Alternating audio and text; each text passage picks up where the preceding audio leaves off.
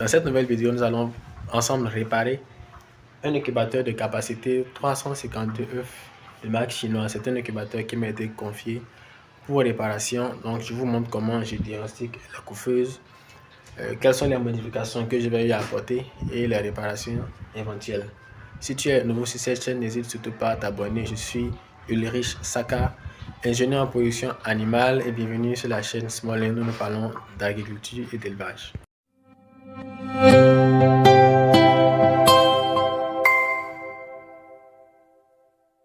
Alors, voici notre incubateur en question, qui est de marque chinoise. C'est une couveuse importée. Donc, vous pouvez voir le contrôleur qui est bel et bien chinois, que je ne connais pas d'ailleurs. Donc, c'est un contrôleur qui ne répond pas bien, qui ne contrôle pas le taux d'humidité dans la couveuse, c'est-à-dire le brumisateur, résistance et tube humidificateur. Mais tout le reste fonctionne, que ce soit le moteur, le ventilateur, la résistance chauffante là, et l'extraction de chaleur qui se trouve au bout là-bas. Donc déjà, je vais changer cet incubateur et ce contrôleur plutôt. Donc ce contrôleur qui est déjà usé. Là, je vais le détacher de cette paroi là, de la paroi ici, et je vais combler le vide avec de la mousse là. Non, avec cette matière là que je pense pouvoir trouver facilement. Ensuite, je vais y installer le contrôleur XM18D comme sur cette couveuse, qui est l'un des meilleurs selon moi, à part bien sûr le ZL11802AL. Non, le ZL11918A. Ensuite, je vais y installer un système automatique d'eau, donc un système d'eau depuis l'extérieur qui va acheminer l'eau de l'extérieur de la couveuse à l'intérieur via un système de flotteur. Donc, je vais utiliser ce qui est déjà disponible au niveau de cette couveuse. À part ça, qu'est-ce que je vais faire? On va bien sûr nettoyer, on va redonner un peu de propreté à l'incubateur.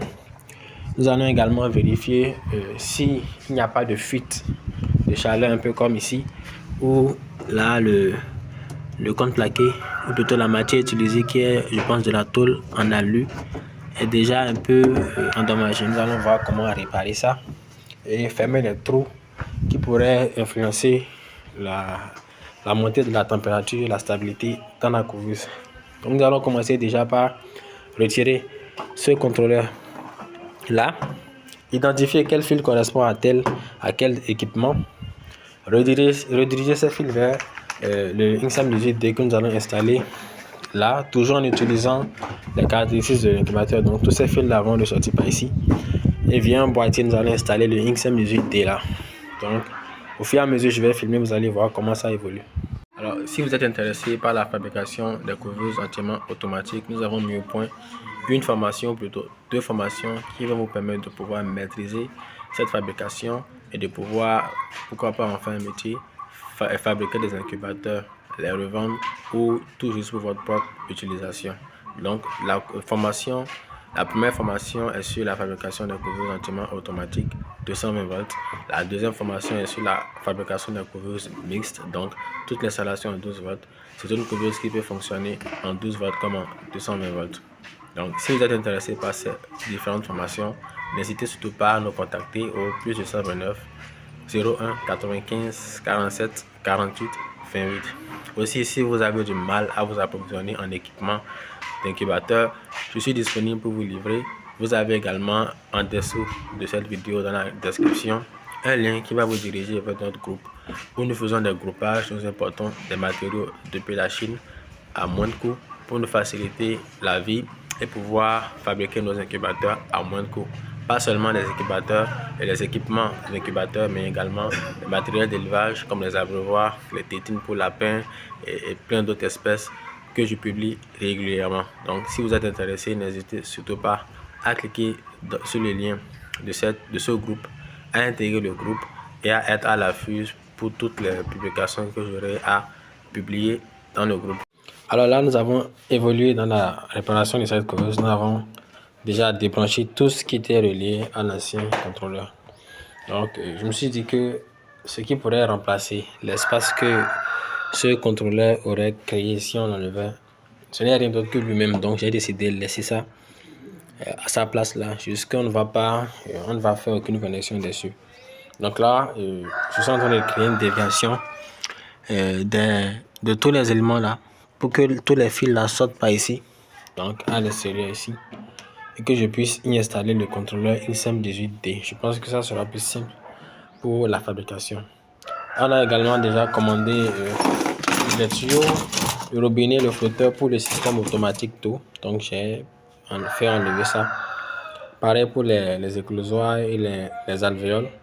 Là, on va essayer de pouvoir réparer. Laver d'abord, nettoyer, pouvoir installer le système automatique d'eau à travers ce qui est disponible. Alors là, nous sommes en train de faire des tests avec notre contrôleur XM18D. Donc là, tout marche.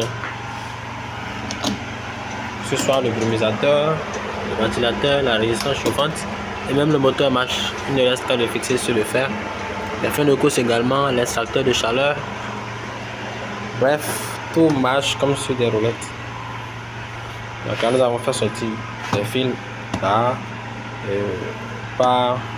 un trou dont disposait déjà la couveuse. Nous avons fixé ça au XM18D que nous allons essayer de stabiliser là pour éviter que ça bouge. Il n'était pas vraiment possible de pouvoir obtenir un boîtier qui puisse le contenir. Donc là, on a décidé de faire comme ça et de le fixer là avec des vis et des boulons et des écrous. Donc là, je pense que je ferai une vidéo plus claire demain par rapport au fonctionnement et à comment on va vraiment nettoyer l'intérieur de la couveuse et le rendre plus propre et sain pour accueillir d'autres œufs pour l'incubation. Alors là, notre incubateur est presque prêt. Nous avons installé le XM18D avec le boîtier pour cacher un peu les fils qui ont servi pour le branchement. Donc là, nous avons nettoyé du mieux qu'on pouvait.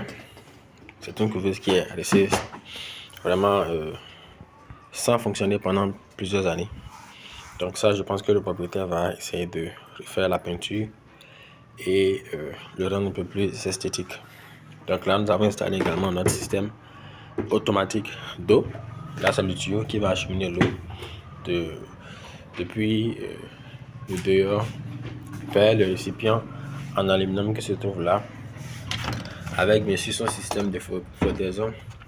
Là, nous avons fait un petit circuit pour le brumisateur pour que le branchement soit aisé pour l'utilisateur.